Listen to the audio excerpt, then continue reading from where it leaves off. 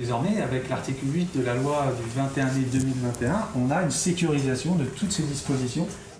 Lot zo dilenet pelzo, lodal nevesixo, en ol mennet da gazwaro kar brezonek en orumun, evidor hincha e bedaouzet ar stuma durement, hag office ar brezonek zo deut da zisplegade ar fram lezeenel.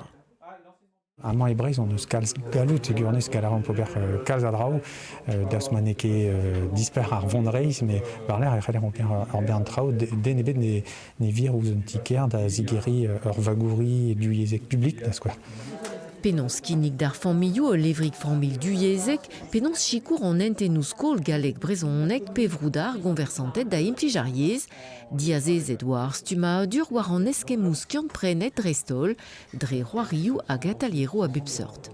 Avechou eo un tammig diez, ne ya ket varok, hag stankede an traoù, hag eskem gant an dud a zo amañ, a zo un dra a bouez.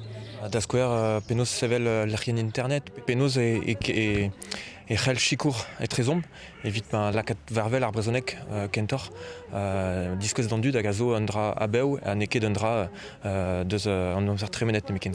Ba bro bigout un uel neus gwet ur strolat, vit ar delenidi, an avoe interesant mon amman vit koz gant ar real, per peus gwet amman ba en bon. Rag neket drezigouez e bedaouzet ar stuma durement en enbon.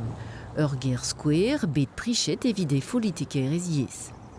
Nizo il a bourrad just a war temaou disañvel, temaou evel ar zevenadur, ar glad, un touristeller el rezon, un treuskas da la rede da re yaouank beteg ar egor, ne zetraou a bep sort eveg redionom, a glaskom mon peller just a war, ged un tem neue ar bleman hag evo just a war a lieseurtet. Pal ar stuma dur a zo ye kroui liammou evit sevel ur sort rouedat dilenidi tom or alon ouzo yez.